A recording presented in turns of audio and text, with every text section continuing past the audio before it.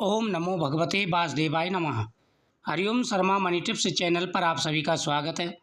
भगवान विष्णु आपके ऊपर अपनी कृपा दृष्टि बनाए रखें, आपके परिवार में सुख और समृद्धि रहे, सभी की मनोकामना पूरी हो। आज मैं आपको भादो मास के 26वें अध्याय की कथा सुनाऊंगा। दोस्तों, भगवान कृष्ण की पूजा, भगवान विष्णु की पूजा, भगवान शिव का पूजन, दान पुण्य और दीपदान, इन सभी का बड़ा महत्व होता है। भादो मास का महीना बड़ा ही पवित्र महीना है। भादो मास के महीने में अगर नियम के साथ में पूजा की जाए, प्रतिदिन दीपदान भगवान के सामने किया जाए तथा ज़रूरतमंदों को अगर दान किया जाए तो जीवन में आ रहे सारे कष्ट दूर हो जाते हैं। व्यक्ति के जीवन में हमेशा सुख समृद्धि बनी रहती है, खुशियाँ बनी रहती हैं। आज मैं आपको एक संत की कथा सुना रहा हूँ, जिन्होंने भगवान की भक्ति के बल पर यानी अपनी भक्ति की शक्ति से सूखा में भी जल उगा दिया था। प्राचीन समय की बात है, एक नगर में एक हरिदास नामक संत रहते थे। संत बहुत ही दयालु थे। वह प्रतिदिन भगवान की पूजा करते। भगवान की पूजा समाप्त करने के बाद में वह मंत्र का जाप करते और मंत्र जाप करने के बाद में जितना भी उनके पास धन था उसमें से थोड़ा सा धन वह दान भी करते थे, थोड़ा सा धन दान करते थे।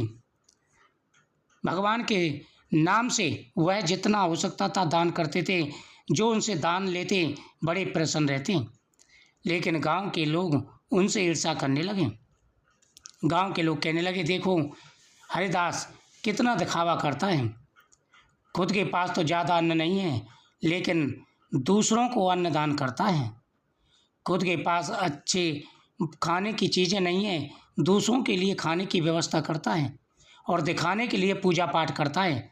पूजा पाठ ऐसे दिखाने से भगवान प्रसन्न थोड़ी होते हैं। अनेकों प्रकार की लोग बात बनाते हैं। जब आप भगवान की भक्ति करेंगे, जब सच्चे मार्ग पर चलेंगे, बुराई का मार्ग तो बहुत आसान है। लोग बुराई करते हैं तो लोग उनकी मुँह पे दिखावटी मीठा बोलते हैं और मतलब निकालने के लिए चेष्टा करते हैं। जब मतलब निकल जाता है कोई नहीं पूछता। उसी प्रकार अगर आप बुराई के रास्ते पर चलेंगे तो हजारों मित्र बन जाएंगे, लेकिन सभी दिखावटी हैं। अगर आप सच्चाई के मार्ग पर चलेंगे तो कठिनाई आएंगी, लोग बुराई करेंगे, लेकिन जो उसका रास्ता होगा वो भगवान के पास का होगा। भगवान हमेशा आपकी सहायता के लिए खड़े रहेंगे। इसलिए मतलबी लोगों से दूर रहें और सच्ची भगवान की भक्ति करें। संत भक्ति करते थे, तभी उस नगर में अकाल पड़ जाता है। अकाल के कारण त्राय त्राय होने लगती है, चारों तरफ भगदड़ मच जाती है, लोग परेशान और दुखी हो जाते हैं। हरिदास की कुटिया के पास एक कुआं था जो कि सूखा था, लेकिन जैसे गांव में अकाल पड़ा वह कुआं पानी से भर गया। कुएं में पानी आ गया और इतना ठंडा शीतल जल जो कि आत्मा को तृप्त करने वाला था। लोग चारों तरफ भगदौड़ मच रही थी, हाहाकार मच रही थी और लोगों ने आकर के देखा हरिदास के कुएं में तो पानी भरा हुआ है। जैसे ही लोग वहाँ पानी पीने लगे, पानी बड़ा ठंडा था। लोग कहने लगे, हरिदास ये कैसा चमत्कार है, चारों तरफ गांव में तो अकाल पड़ा है और तुम्हारे कुएं में पानी भरा है। हरिदास बोले, ये सब भक्ति की शक्ति है, मेरा कुछ नहीं है, ये तो करने वाले विधाता हैं। करने वाले तो मेरे प्रभु श्याम हैं, मेरे प्रभु कृष्ण हैं। मैं तो उनकी भक्ति करता हूँ, वो क्या करते हैं ये तो उनकी इच्छा है। सभी लोगों के आंखों में आंसू आ गए। सभी समझ गए कि हरिदास सच्ची भक्ति करते हैं। जब लोगों को अनुभव होने लग जाता है कि आपकी भक्ति सच्ची है तो लोग आदर सम्मान करते हैं।